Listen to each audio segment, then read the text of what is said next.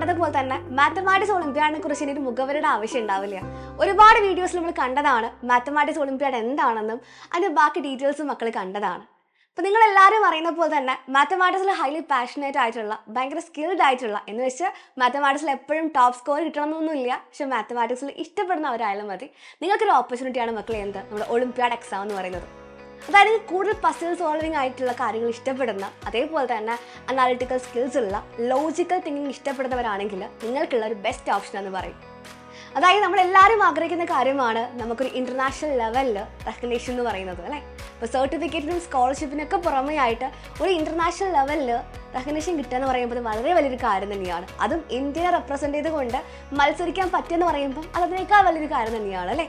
അപ്പോൾ നമുക്ക് ഇതുവഴി എന്ത് ചെയ്യാണ് ഇതൊക്കെ സാധ്യമാവാൻ വേണ്ടി പോവുകയാണ്. സോ മാത്തമാറ്റിക്സ് ഒളിമ്പ്യാഡിൻ്റെ മക്കൾ ടോട്ടൽ 6 സ്റ്റേജ് ഉണ്ടെന്ന് നിങ്ങൾക്കറിയാം. 6 സ്റ്റേജിൽ ഒന്നാമത്തെ സ്റ്റേജാണ് IOQM എന്ന് പറയുന്നത്. IOQM എന്ന് പറയുമ്പം Indian Olympiad qualifier in mathematics ആണ്. ഒരുപാട് പേര് സൈറ്റിലും മറ്റും വായിച്ചു കാണും, ആദ്യമായിട്ട് കേൾക്കുന്നവരും ഉണ്ടായിരിക്കും. സോ നമുക്ക് നോക്കാം IOQM എന്ന് വെച്ച് കഴിഞ്ഞാൽ എന്തൊക്കെയാണ് നമുക്ക് നോക്കാം അല്ലേ. മാത്തമാറ്റിക്സ് ഒളിമ്പ്യാഡിൻ്റെ ഏറ്റവും ഹയസ്റ്റ് സ്റ്റേജ് എന്ന് പറയുമ്പോൾ നമ്മൾ കണ്ടതുപോലെ തന്നെ ഇൻ്റർനാഷണൽ മാത്തമാറ്റിക്സ് ഒളിമ്പ്യാഡാണ്. നമ്മളെല്ലാവരും ആഗ്രഹിക്കുന്ന സ്റ്റേജും അത് തന്നെയാണ് അല്ലേ. അത് ക്വാളിഫൈ ചെയ്യാൻ നമ്മൾ ആഗ്രഹിക്കുന്നവരാണ്. അപ്പോൾ അതിലേക്ക് വരുന്ന സമയത്ത് ഏറ്റവും ഫസ്റ്റായി നിൽക്കുന്ന സ്റ്റേജ് എന്താണ്? IOQM ആണ്. ഇത് ക്വാളിഫൈന് ശേഷം മാത്രമേ നമുക്ക് എന്ത് ചെയ്യാൻ പറ്റുള്ളൂ, ഓരോ സ്റ്റേജും കടന്നു പോകാൻ വേണ്ടി സാധിക്കുകയുള്ളൂ. അപ്പോൾ നിങ്ങൾ ഇത്ര കാലം കണ്ട ബോർഡ് എക്സാം എന്ന് ഒരുപാട് മാറ്റമുണ്ട് ഒരു കോമ്പറ്റേറ്റീവ് എക്സാമിലേക്ക് വരുന്ന സമയത്ത്. അപ്പോൾ നിങ്ങൾ ഇതുവരെ കണ്ട ഡിസ്ക്രിപ്റ്റീവ് ടൈപ്പോ അല്ലെങ്കിൽ അതിലുള്ള ക്വസ്റ്റ്യൻസ് ഒന്നും ആയിരിക്കില്ല ഒരു കോമ്പറ്റേറ്റീവ് എക്സാമിലേക്ക് വരുന്ന സമയത്ത്. ഒരുപാട് മാറ്റങ്ങൾ നിങ്ങൾക്ക് എന്ത് ചെയ്യാൻ പറ്റും, എക്സ്പെക്ട് ചെയ്യാൻ വേണ്ടി സാധിക്കും അല്ലേ. സോ IOQMലേക്ക് വരുന്ന സമയത്ത് മക്കളെ എക്സാമിൻ്റെ ഡ്യൂറേഷൻ വരുന്നത് 3 hour ആണ്. 3 മണിക്കൂറുള്ള എക്സാം ആയിരിക്കും നിങ്ങൾക്ക് ഉണ്ടായിരിക്കുക. എക്സാമിൻ്റെ ആൻസേഴ്സ് എന്ന് പറയുന്നത് ഓരോ ക്വസ്റ്റ്യൻ്റെയും ആൻസർ എന്താണ്, ഹോൾ നമ്പർ ആണ് വരിക. ഹോൾ നമ്പർ എന്ന് പറയുമ്പോൾ 00 മുതൽ 99 വരെയുള്ള റേഞ്ചിലുള്ള നമ്പേഴ്സ് ആയിരിക്കും ആൻസേഴ്സ് ആയിട്ട് വരേണ്ടത്. അതേപോലെ തന്നെ മറ്റൊരു കാര്യം പറയുന്നത് OMR ടെക്നോളജി ഉപയോഗിച്ചായിരിക്കും ഇതിൻ്റെ വാല്യൂഷനൊക്കെ ചെയ്യുന്നുണ്ടാവുക. അതിനൊക്കെ അപ്പുറമായിട്ട് IOQMലെ പേപ്പറിനെ കുറിച്ച് പറയുവാണെങ്കിൽ ഒരു പാറ്റേൺ നിങ്ങൾക്ക് അറിയാൻ ആഗ്രഹം ഉണ്ടാവും അല്ലേ.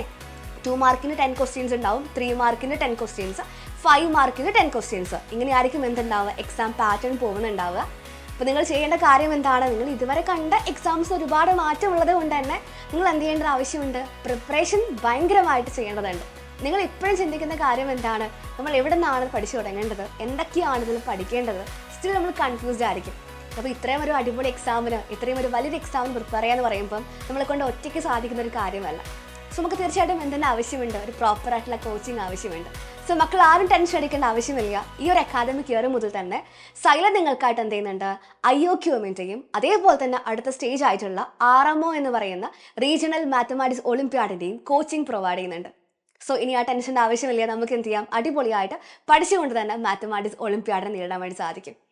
സോ ഇനിയിപ്പോൾ നമുക്ക് അറിയേണ്ട കാര്യം എന്താണ്, എക്സാമിൻ്റെ ഡേറ്റും മറ്റു കാര്യങ്ങളൊക്കെ തന്നെയായിരിക്കും. സോ ഒന്നുകൊണ്ടും വറി ചെയ്യേണ്ട ആവശ്യമില്ല.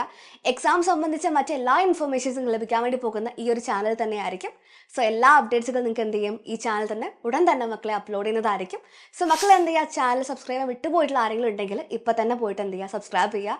And stay tune for more updates. Thank you.